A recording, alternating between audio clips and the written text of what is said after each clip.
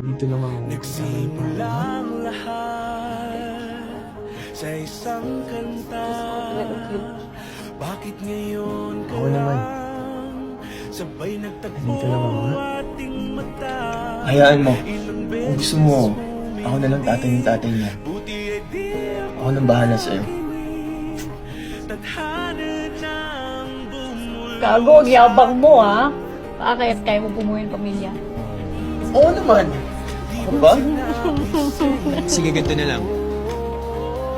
I-meet mo muna. Check mo kung type mo. Kung hindi, sabihin mo sa pamilya mo na ako yung jowa mo.